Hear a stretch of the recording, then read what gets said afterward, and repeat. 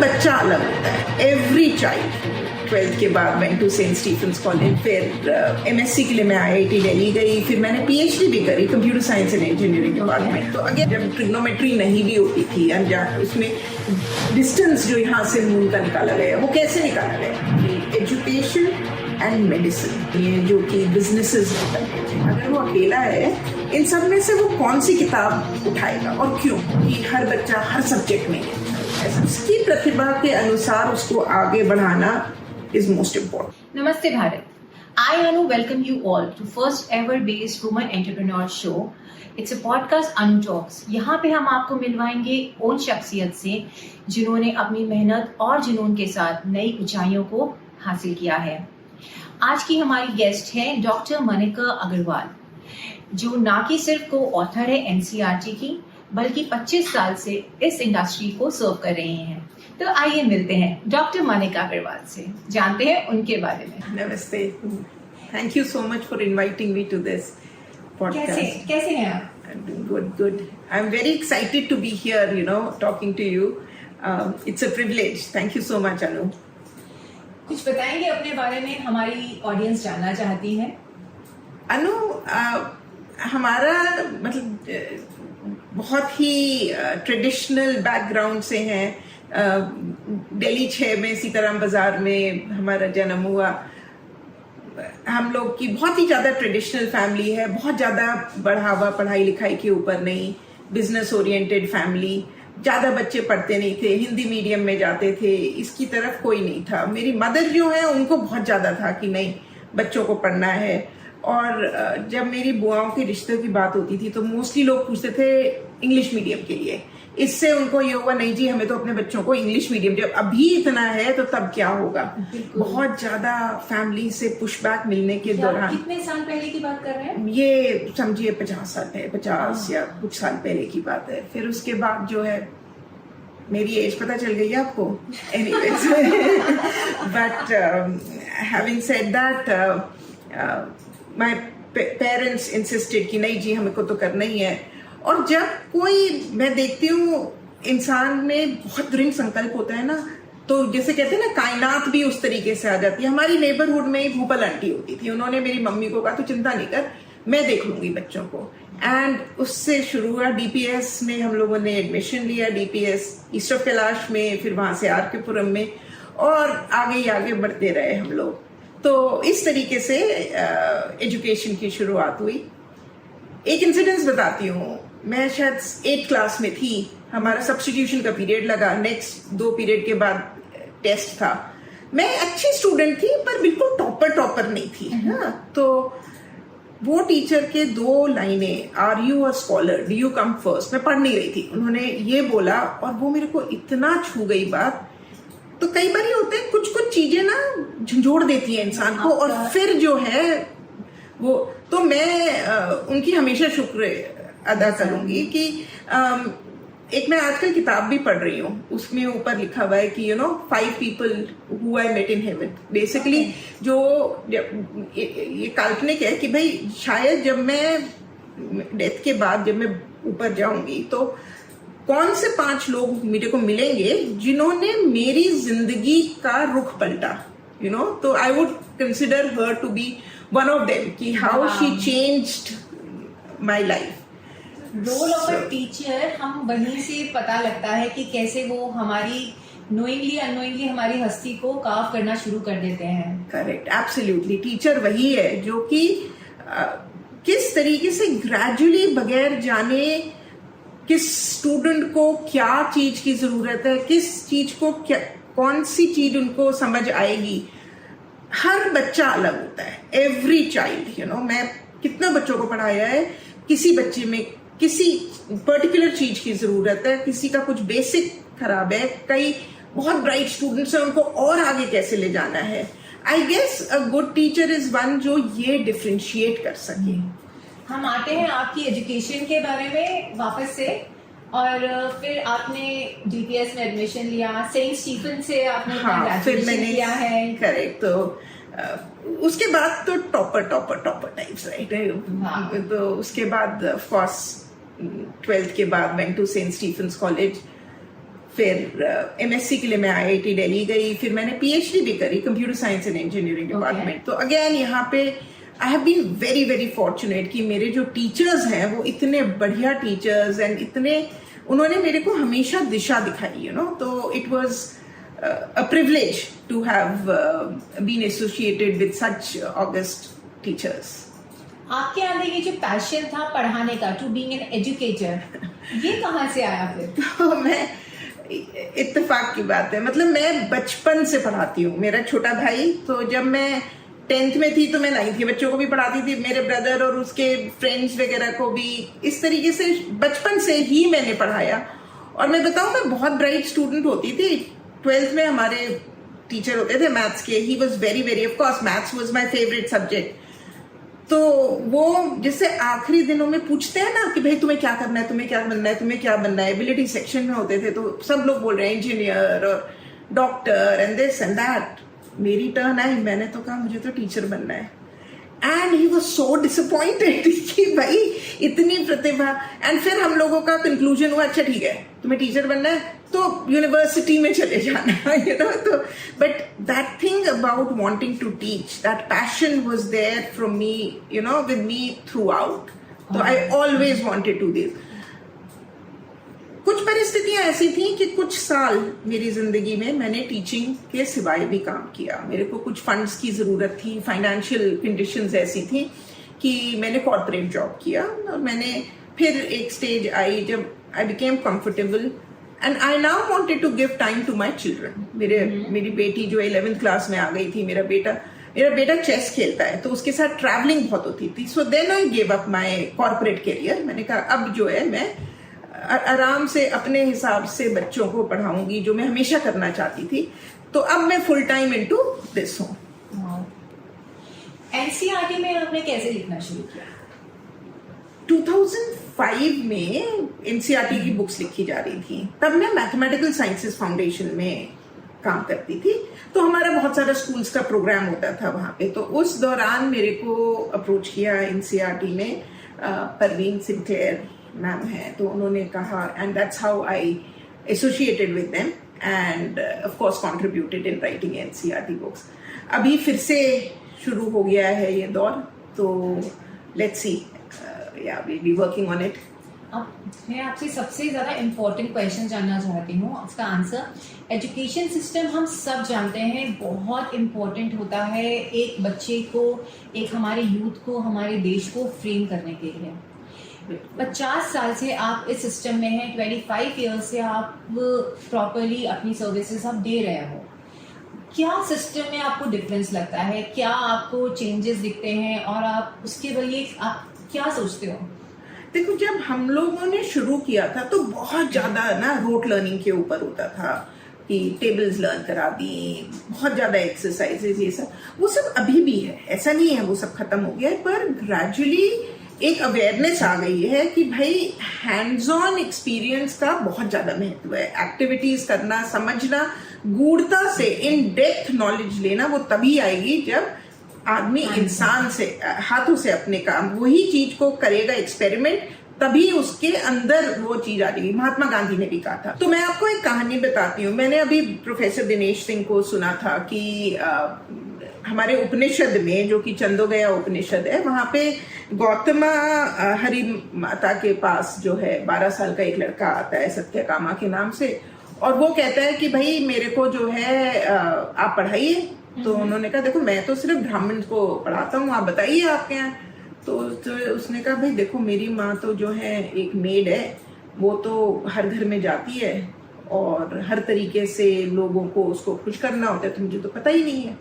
तो वो कहते हैं देखो सिर्फ इससे नहीं, तुम्हारे अंदर की जो जिज्ञासा है जानने की, इसी से पता चलता है कि तुम ब्राह्मण हो, तो मैं तुम्हें पढ़ाता हूँ। उन्होंने उसको क्लासेस वगैरह में नहीं बुलाया। अच्छा। उन्होंने उसको 400 कैटल दी और कहा कि अब तुम इनको लेके जाओ जंगल में। हाँ। जब ये 1000 हो जाएं तब लौट के आना। So this is hands on, right. उस दौरान वो जंगल में गया अकेला, क्या सिस्टम होता है रिप्रोडक्शन, कैटल का खाने का ध्यान रखना, सर्दी गर्मी बरसात कैसे सेव करना है, डिजीजेस एक्सेट्रा, सब कुछ उसने सीखा अकेले ने। ये गाइड एजुकेशन का एक तरीका है। हाँ, उस बच्चे से ज्यादा एजुकेटेड जिसने हैंड्स ऑन हर तरफ से सीखा, वो एक्चुअल एजुकेशन है। बिल्कुल, क्योंकि थ्योरी आजकल हर जगह सिखा देता था, जो पिछले कुछ सालों में होता था, लेकिन हाँ, जब तक हम हर चीज को अपने हाथ से नहीं करते, नहीं समझते, उसके अंदर और बाहर की चीजें हम नहीं समझ पाते, कि हम याद नहीं कर पाते, हम बिल्कुल भेड़ चाल वाला हिसाब हो जाता है। जैसे अब जो है एजुकेशनिस्ट भी सब लोग ये समझ रहे हैं, कर रहे हैं इसके ऊपर। हमारी जो न्यू एजुकेशन पॉलिसी आई हुई है उसमें भी बहुत ज्यादा महत्व इसके ऊपर दे दिया गया है। कुछ सालों से मैथमेटिक्स के लेबोरेटरी वगैरह, लैब एक्सपेरिमेंट्स वगैरह भी, और अब क्वेश्चंस जो पूछे जाते हैं, पहले एनसीईआरटी की जो किताब होती थी वही क्वेश्चंस बार बार रिपीट होते थे, पर अब जो है सोच के, रियल लाइफ एक्सपीरियंस के अलग तरीके से, जिससे कि अंदरूनी knowledge, depth, in depth knowledge बच्चे की पता चले, उस तरीके से टेस्टिंग होती है। ये बात करना चाहूंगी ऑनलाइन और ऑफलाइन सिस्टम के बारे में। हाँ, मैं खुद पढ़ाती हूँ, दोनों मोड्स में पढ़ाती हूँ। मेरे पास स्टूडेंट्स ऑफलाइन मोड में भी आते हैं और ऑनलाइन मोड्स में भी आते हैं। ऑनलाइन के बहुत एडवांटेजेस हैं कि भाई ट्रैवल टाइम बचता है। ना सिर्फ ट्रैवल टाइम, तुम ज्योग्राफिकली कहीं पे भी हो सकते हो। जो बच्चा बैंगलोर में है या चेन्नई में है या यूएसए में है या जापान में है, वो भी पढ़ लेते हैं। इनफैक्ट मेरे पास है स्टूडेंट्स यूएस के भी और बैंगलोर के भी और जापान से भी। ये चीज है क्योंकि ऑनलाइन है। बहुत इसमें मेरे को जो दिक्कत आती है वो आती है अगर बहुत बड़ा ग्रुप हो। अगर 2 बच्चे हैं या कुछ तो आराम से हो जाता है। बहुत बड़े ग्रुप को नहीं पढ़ा पाते क्योंकि पता नहीं चलता। मैं मानती हूं अगर कोई मेरे पास बच्चा आ रहा है तो उसको पर्सनल अटेंशन की जरूरत है। स्कूल तो वो बच्चा जा ही रहा है, स्कूल में 40 बच्चों की क्लास में तो वो पढ़ ही रहा है, तो यहाँ पे फिर से क्लास करने का तो कोई पॉइंट नहीं है। तो ऑनलाइन में 2 बच्चों से ज्यादा मेरे से नहीं संभाले जाते और ऑफलाइन में 5 बच्चों के करीब, जिससे कि पर्सनल अटेंशन दे पाए। बच्चों को क्या जरूरत है, हर बच्चा डिफरेंट होता है, हर बच्चे की नीड को पहचान के उसके लेवल पे जाके समझाने की जरूरत है। अगर इसी को आगे बढ़ाते हुए कहती हूँ, quality of a good teacher क्या है? Quality of a good teacher है जो मेरे हिसाब से जो अपने आप को बच्चे के लेवल पे ले जाए, बच्चे को किस चीज की जरूरत है, कहाँ पे वो अटक रहा है, उस चीज को अगर सॉल्व कर दे, ये क्वालिटी है टीचर की, कि बच्चे एक बच्चे से कनेक्ट हो जाए। बच्चा बेफिक्र हो के कोई भी प्रश्न हो, कोई भी दिक्कत हो, वो टीचर से शेयर कर सके। एक टीचर वो जो बच्चे को सब्जेक्ट से प्यार करवा दे, हाँ, उसको पूरे अंदर, और उसके बाद वो सब्जेक्ट है क्यों, वो सब्जेक्ट के अलग अलग यूजेजेस क्या हैं वो बता दें। हाँ, वो तो बच्चे भी ना 2-3 के होते हैं। हाँ। एक है जो घबराते हैं, मैथ से डरते हैं, तो मेरे लिए सक्सेस होती है उनकी घबराहट हट जाए, उनका कॉन्फिडेंस आ जाए और वो फेयर कर ले। हो सकता है उनके लिए maths is not their cup of tea, तो जरूरी नहीं है कि हर बच्चे को मैथ्स में बहुत ही अच्छा होना है, राइट?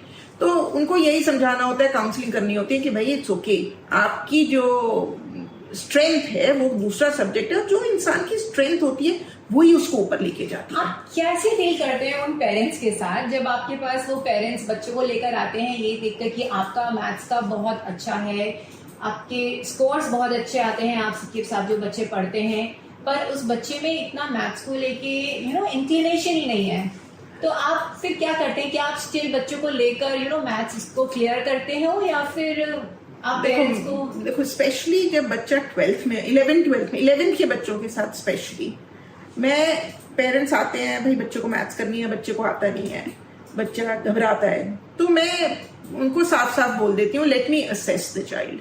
1-2 क्लासेस लेके असेस करती हूँ, और फिर अगर मुझे लगता है कि बच्चा नहीं केपेबल है, मतलब उसका नहीं है, तो मैं साफ साफ पेरेंट्स को बोल देती हूँ कि देखो मेरी राय में it's not good, it's not the right thing to do. क्योंकि क्या, बच्चा ज्यादा से ज्यादा टाइम जो अपना स्पेंड करेगा वो मैथ्स में करेगा, बाकी सब्जेक्ट सफर करेंगे, और यहाँ पे भी वो स्ट्रगल करता रहेगा। It doesn't matter, it doesn't make sense at all. तो इस वजह से मेरे को यही लगता है, मैं मना कर देती हूँ उनको, अपनी राय दे देती हूँ और कह देती हूँ कि नहीं, हाँ अगर बच्चे में क्षमता है, पर मुझे लगता है कि उसके कुछ बेसिक्स या कुछ चीजें उसको समझाने से ठीक हो जाएगा, तो डेफिनेटली आई वुड रिकमेंड, क्योंकि maths is an important subject. अगर बच्चा कर लेता है तो बहुत अच्छा है, नहीं करता तो आसमान नहीं फटने वाला, इट्स ओके। प्रैक्टिकल नॉलेज की बात करते हैं, प्रैक्टिकल लर्निंग की बात करते हैं, जो बहुत ज़रूरी है किसी भी बच्चे को किसी भी सब्जेक्ट की कोर तक, नॉलेज तक समझने के लिए। मैथ्स साइंसेस में समझ में आता है, बायोलॉजी में, आर्ट्स में। मैथ्स में हम प्रैक्टिकल इम्प्लीमेंटेशन आप कैसे लोगों को बताते हो? जैसे कि ट्रिग्नोमेट्री, कई बच्चे शायद ये सोचते होंगे ट्रिग्नोमेट्री पढ़ते क्यों हैं हम? अब अनु, ये जिस तरीके से आजकल पढ़ाई जाती है ना, इनफैक्ट आप अगर एनसीईआरटी की भी बुक देखोगे या कोई भी बुक देखोगे, उसमें बहुत सारी वर्ड प्रॉब्लम्स होती हैं। और ये वर्ड प्रॉब्लम्स हैं क्या? ये बेसिकली प्रैक्टिकल, उनकी जो प्रैक्टिकल इम्प्लीकेशंस हैं वही तो हैं। फॉर एग्जाम्पल, जो हमारे पहले जब ट्रिग्नोमेट्री नहीं भी होती थी, उसमें डिस्टेंस जो यहाँ से मून का निकाला गया, वो कैसे निकाला गया? It was nothing but trigonometry. In fact हमने अभी बैंगलोर के स्कूल से कोलैबोरेट करके, जब मैं मैथमेटिकल साइंसेस फाउंडेशन में थी, तो we found out the circumference of the earth using trigonometry and properties of circles. So इन सब के प्रैक्टिकल महत्व हैं, इन सब की इट्स जस्ट कि हम लोगों को उस तरीके से नहीं पढ़ाया जाता। डिस्टेंस, यहां से दूसरी सामने वाली बिल्डिंग है, उसका डिस्टेंस कैसे नापें, this is very very practical, right? और अगर वो एक्सपेरिमेंट्स के, अब तो शुरू हो रहा है धीरे धीरे, but all these have very very clear practical usages, you know. तो अब दिखना शुरू हो जाएगा। मुझे लगता है जो एजुकेशन सिस्टम आजकल एक बिजनेस बन गया है, जहाँ पे बस बच्चे आते हैं, उनको जो फॉर्मूलाज हैं, जो चैप्टर्स हैं, वो चैप्टर्स पे चैप्टर्स हम कवर करवाते चले जाते हैं, पर हम ये भूल जाते हैं कि उनकी प्रैक्टिकल इम्प्लीमेंटेशंस क्या है। एजुकेशन सिस्टम ज्यादा आजकल एज अ बिजनेस हम लोग लेने लगे हैं, जो सबकी नॉलेज में आने लगा है। इस पे आपके क्या थॉट्स हैं? ये एक बहुत अनफॉर्चुनेट सिचुएशन है। I have always felt and I still feel education and medicine, ये दो चीजें ऐसी होनी चाहिए जो कि बिजनेसेस नहीं बनने चाहिए।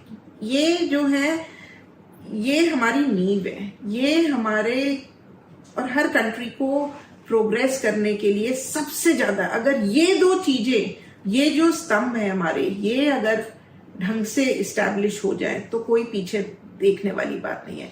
Education plays a very very very very important role development country के लिए। पेरेंट के व्यू से सोचिए, अगर किसी के घर में 2 बच्चे हैं, उनकी इतनी महंगी स्कूलिंग हम करवाते हैं, इतनी महंगी स्कूल के बाद उनकी इतनी महंगे प्राइवेट इंस्टीट्यूशन में पढ़ के सब लोग अपने अपने कोर्सेज बेच रहे हैं।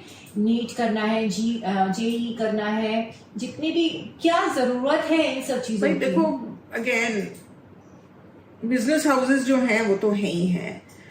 पेरेंट्स, आई फील पेरेंट्स की जो खुद वो करना चाहते थे, वो उनकी जो महत्वाकांक्षा है वो बच्चों के ऊपर डाल देते हैं। वो चाहते हैं कि हमारे भी बच्चा जो है डॉक्टर बने, हमारा भी बच्चा इंजीनियर, मैं ये नहीं कर पाया तो हमारा बच्चे का खुद का स्किल सेट क्या है उसको नजरअंदाज करके जो वो सोचते हैं।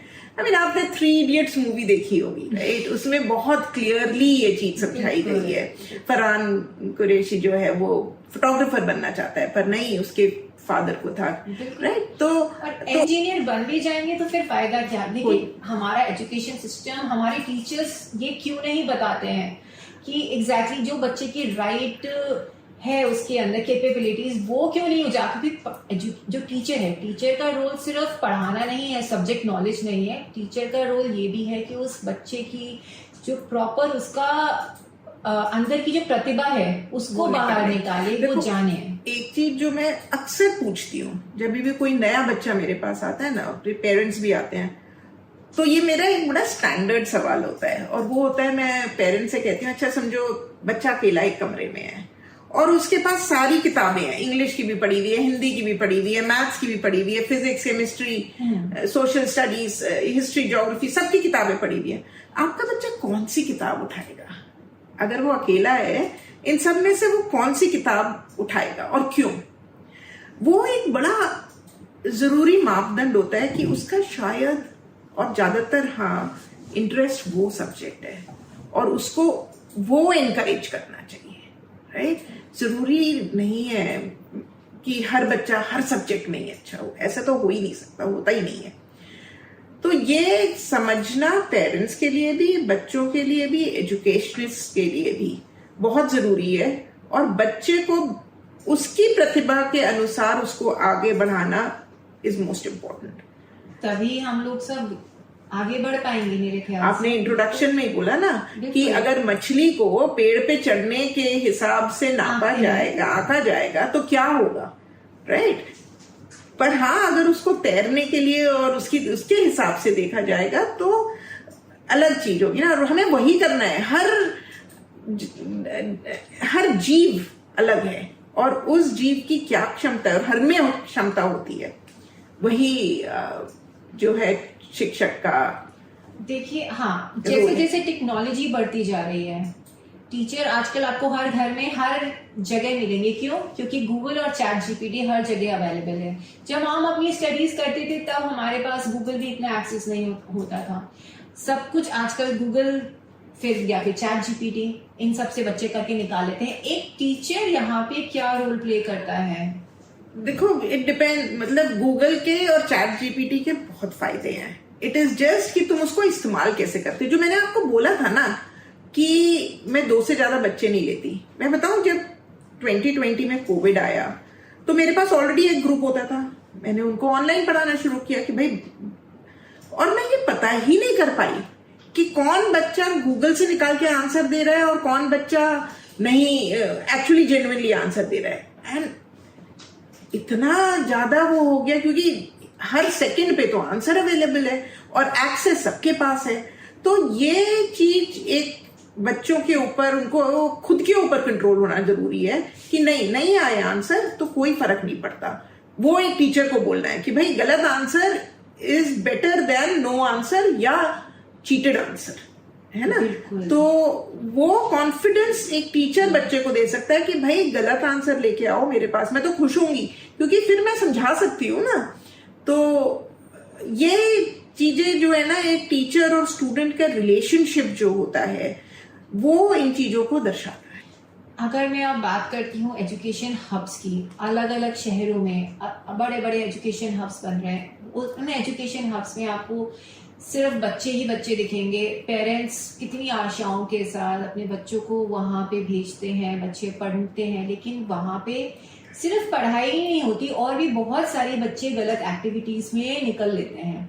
आप उसके बारे में क्या कहना चाहते हो? ये भी अदर वेरी सैड सिचुएशन है। This is something which I don't, मैंने देखा है 11th क्लास के बच्चे आजकल वेपिंग करते हैं, ड्रग्स लेने लग जाते हैं। सिर्फ वो देखो, सुसाइड, कितना परेशान होके, कितना पीयर प्रेशर होके, कितना पेरेंटल प्रेशर होके, जैसे अभी कोटा में हमारा एक सुसाइड हुआ है। कितना हर जगह, मतलब आप देखो, नंबर कम आए, बच्चे के पास कुछ नहीं, कि घर ही नहीं जा रहा है बच्चा कि भाई पेरेंट्स डांटेंगे या मैं अपनी शक्ल कैसे। सेल्फ प्रेशर भी होता है ना, सिर्फ मतलब पेरेंट्स को ही क्यों ब्लेम करें और पीयर्स को ही। बच्चे की खुद की अपने होता है कि नहीं मेरे को तो करना है जी, मेरे को तो करना है, और नहीं कर पाता। तो उन बच्चों को शुरू से ही ये समझाना होगा कि भाई इट्स ओके, इट्स, तुम्हें जिस मार्ग पे चलना है उस पे चलो। जरूरी नहीं है हर सब्जेक्ट में या उसमें अच्छा ही करने की जरूरत है। क्या ये जरूरत है? इतना जितने बच्चे कॉम्पिटिशन एग्जाम में, कॉम्पिटिटिव एग्जाम्स के लिए तैयारी करते हैं, क्या वो सच में वो उतना वो उनको बनना है? जितने बच्चे IAS, UPSC, नीट, JEE के लिए तैयारी कर रहे हैं, क्या वो एक्चुअली में वो बनना चाहते हैं या फिर वो कुछ और चाहते हैं? वो सिर्फ इसलिए कर रहे हैं क्योंकि उनको इस तरीके से ब्रेन वॉश किया गया है, बचपन से ही डाला गया है। कुछ परसेंटेज तो एक्चुअली बनना चाहते हैं, इसमें कोई डाउट नहीं है। देयर आर चिल्ड्रन जो कि हैं उसके लिए, and we need such children also, you know. कैसे पता चलता है उन बच्चों के बारे में? उन बच्चों के बारे में इट्स क्लियर, जब तुम उनसे बात करते हो, उनको प्रॉब्लम्स देते हो, क्या आंखों में उनके चमक होती है प्रॉब्लम करते हुए, इवन इफ आंसर नहीं आ रहा है तो कितना क्यूरियोसिटी है, कितना जूझ कर, और नहीं मेरे को निकालना है, कितने खुशी से वो करते हैं, वो ही बता देता है कि तो इंस्टीट्यूट की ये भी एक क्वालिटी मेरे ख्याल से ये होनी चाहिए आपका, जब से वो आपने एडमिशन लेते हैं, पहले ये जानना चाहें कि वो जिन बच्चे को एडमिशन दे रहे हैं, क्या वो बच्चा एक्चुअली में इस चीज के लिए, जिसके लिए तैयारी करने आया है, जिसकी एग्जाम्स के लिए, वो उसके लिए केपेबल है कि नहीं, वो उसके अंदर की इच्छा है या नहीं? वो तो डेफिनेट होना चाहिए, but unfortunately as a business education system बन चुका है, ये बहुत बड़ा लॉस है। और ना ये एक विशियस साइकिल है।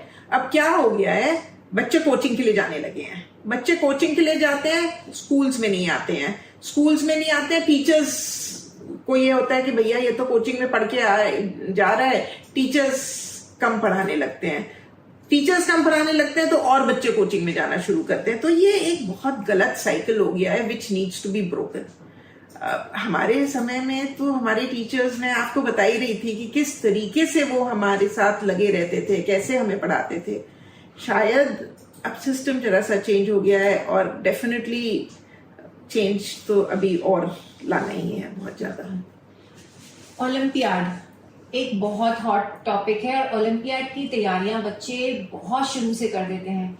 ओलंपियाड एग्जाम्स हैं क्यों, और क्यों इतना जरूरी है उनके लिए करना तैयारी? ओलंपियाड्स अगेन जैसे जेईई है, इट्स सिमिलर। जो बच्चों का इंटरेस्ट है, जो फास्ट मूवर्स हैं, मतलब जो जिनके लिए मैथ्स या फिजिक्स या जो भी सब्जेक्ट है वो बना, मतलब you know they are very in sync को है वो, अच्छा ये उनके लिए, तो ये हर किसी के लिए नहीं है। ओलंपियाड एक ऐसा मापदंड हो सकता है, ऐसा एक एनालिसिस हो सकता है जिससे हमें एक्चुअली में पता चलता है कि बच्चा इस सब्जेक्ट में इंटरेस्टेड है कि नहीं, आगे जाना चाहता है कि नहीं। हाँ, वो उसके लिए है कि नहीं है, शुरू से ही पता चल जाता है कि उसके, जैसे मैंने बोला ना कि कौन सी किताब उठाएगा वो, इट्स समथिंग सिमिलर राइट, कि वो किस डायरेक्शन में कौन से एग्जाम्स लेके और आगे बढ़ना चाहता है, कौन सा सब्जेक्ट उसके लिए है।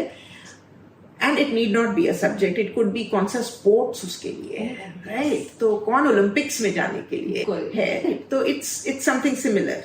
एजुकेशन और सक्सेस, ये दो ऐसे पिलर्स हैं जो हाथों हाथ साथ साथ चलते हैं। इस बारे में आप क्या कहना चाहते हैं कि एक एजुकेटेड आदमी कितना सक्सेसफुल होता है, या फिर सक्सेस के लिए एजुकेशन की कितनी जरूरत है? बहुत सही क्वेश्चन पूछा अनु जी।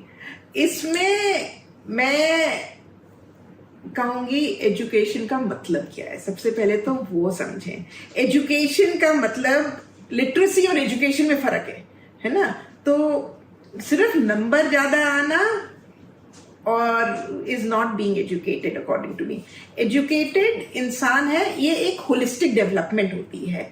ये सिर्फ आईक्यू नहीं बट ईक्यू में भी बच्चा कितना है, और अगर इन दोनों का सही मिश्रण होना तो सक्सेस तो मिलेगी ही मिलेगी, तो झक मार के मिलेगी।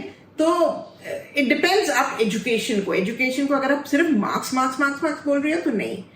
सक्सेसफुल इंसान वो है जो कि समझता है कि क्या उसकी प्रतिभा है, किसके ऊपर उसको काम करना है, कैसे उसको काम करना है। क्योंकि कोई भी तुम राह पे जाओगे उसमें कठिनाइयां आएंगी, कोई है ना, उन कठिनाइयों को कैसे पार करना है। यहाँ पे EQ का, IQ का, इन सब चीजों का मिश्रण जो है, इन सब चीजों की जरूरत होती है, और फिर तो कोई सक्सेस से रोक नहीं सकता। ग्रेडिंग्स की जरूरत क्या होती है? Why gradings are so important? Gradings important है, मेरे लिए भी इम्पोर्टेंट है, पर वो कोई एंड ऑफ द वर्ल्ड नहीं है, ठीक है। ग्रेडिंग एक राह दिखाता है, ग्रेडिंग एक होलिस्टिक डेवलपमेंट का पार्ट है। ग्रेडिंग सिस्टम से बच्चे को शुरू से ये पता होता है कि भाई फोकस कैसे किया जाता है, कैसे मेरे को आगे बढ़ना है, जिंदगी भर संघर्ष तो करना ही है, और ये शुरुआत होती है अपने फोकस पे लाने के। So that is all about it is in grading system. बिल्कुल, मुझे लगा हमें बच्चे को ये भी सिखाना चाहिए कि जो कंपैरिजन है, जब ग्रेडिंग आती है, कंपैरिजन बच्चा सिर्फ खुद का खुद से करे। ग्रेडिंग इज इम्पोर्टेंट कि मैं, अगर मुझे कल 3 स्कोर आया है तो आज मुझे 4 आना है, 5 आना है। कितनी तो पिक्चरें आ चुकी हैं इसके ऊपर। ना कि मुझे कंपेयर करना है खुद को मेरे पीयर ग्रुप से, मेरे स्कूल से, क्योंकि ये सब बहुत छोटा सा आपका होराइजन है। अपने आप को अपने से कम करो। मैं कल क्या था, मैंने कितना सीख लिया, कल मैंने कितना और सीखा, वो चीज जो है मैंने कितना खुद में समझ आई है, वो इम्पोर्टेंट है। And that's what will take you so forward. this is a real ability of an educator of education system. जब हम बच्चे को ये बता सकें, हम उसको सही दिशा दे सकें, सही तरीके से अपने पेरेंट्स को समझा सकें कि अगर दूसरे बच्चों के नंबर ज्यादा आते हैं तो इसका मतलब ये नहीं है कि आपका बच्चा खराब है। आपका बच्चा क्या पिछली बार से अभी इम्प्रूव किया है, हमें वो देखना है, और वो क्यों नहीं कर रहा है हमें वो जानना है, और उसकी असल प्रतिभा कहाँ है, एग्जैक्टली वो जानना है। कुड बी अ सिंगर, है ना, कुड बी अ डांसर, तो उसको आगे बढ़ाना है। It could be a mathematician. Education सिर्फ बच्चों के लिए नहीं, पेरेंट्स के लिए, रादर शायद सबके लिए जरूरी है, जहाँ पे हम उन सबको ये बताएंगे कि सिर्फ कंपटीशन में ही जाना या कॉम्पिटिटिव एग्जाम्स या एक पर्टिकुलर सेट ऑफ एग्जाम्स जो आपने बचपन से हमेशा सुने हैं वही एग्जिस्ट नहीं, उनके अलावा भी दुनिया बहुत बड़ी है। बिल्कुल सही बोला, बिल्कुल। थैंक यू मोनिका जी, आपके साथ बात करके बहुत अच्छा लगा। आपने हमें बहुत सारी गाइडेंस दी है, एजुकेशन सिस्टम के बारे में बताया, एजुकेटर के बारे में बताया, बहुत सारी मिथ्स हैं जो क्लियर करी। लेकिन समय की कमी है, बहुत सारी चीजें हैं जो अभी भी रह गई हैं। मैं आपसे ये बात वापस से जारी करना चाहूंगी, हमारे ऑडियंस के बिहाफ पे वो बहुत कुछ सुनना और जानना चाहते हैं। Thank you so much, Anuji, and congratulate you on this initiative of Anu Talks, where you are encouraging women entrepreneurs. बहुत जरूरत है कि हम लोग सब जाने, बहुत प्रतिभा है, and congratulations. I'm very happy to be here. Thank you so much. Okay.